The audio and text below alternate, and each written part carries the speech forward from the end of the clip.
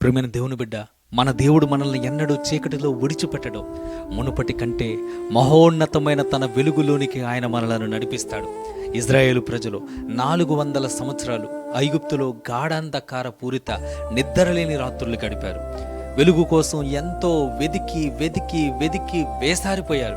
ఇంకా వెలుగును కనుగొనలేమేమో అనే సందేహంలో నుంచి దేవుడు వారిని ఆశ్చర్యకరమైన తన వెలుగులోనికి వారిని నడిపించాడు. ఈరోజు ఈ నా మాటలు వింటున్న ప్రియమైన దేవుని బిడ్డ, నీవు కూడా గాఢాంధకారంలో చిక్కుకొని ఎన్నో నిద్రలేని రాత్రులు గడుపుతూ ఇంకా వెలుగును నా జీవితంలో కనుగొనలేనేమో, ఇంకా నా జీవితంలో ఈ చీకటి పోదేమో, వెలుగు రాదేమో అని చెప్పేసి బాధిస్తూ చింతిస్తూ వేధిస్తూ ఉన్న నీ జీవితాన్ని కూడా ఆయన వెలిగించగలడు. నీ జీవితంలో ఉన్న చీకటిని చీల్చుకుంటూ దేవుని వెలుగు నీ జీవితంలోనికి ఖచ్చితంగా ప్రసరించబోతూ ఉన్నది. రాత్రిని పారదోలుకుంటూ పగలు ఏ విధంగా అయితే వస్తుందో, చీకటిని చీల్చుకుంటూ దేవుని వెలుగు నీ జీవితంలోనికి రాబోతూ ఉన్నది.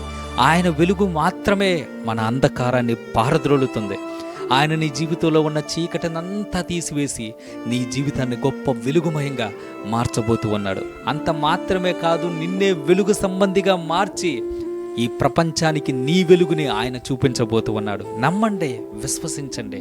మన దేవునికి అసాధ్యమైనది ఏమీ లేనే లేదు. చిన్న కవ్వొత్తి ఒక రూములో ఉన్న చీకటినంతటిని ఏ విధంగా అయితే బయటకు పారద్రోలుతుందో, ఎన్నో సంవత్సరాలుగా కరుడుగట్టుకుపోయిన గాఢాంధకారాన్ని నీ జీవితంలో నుంచి దేవుని వెలుగు పారద్రోలబోతూ ఉంది. నమ్ము, విశ్వసించు, గొప్ప కార్యాలు నీవు చూస్తావు. దేవునికి స్తోత్రం కలుగునుగాక. హల్లెలూయా.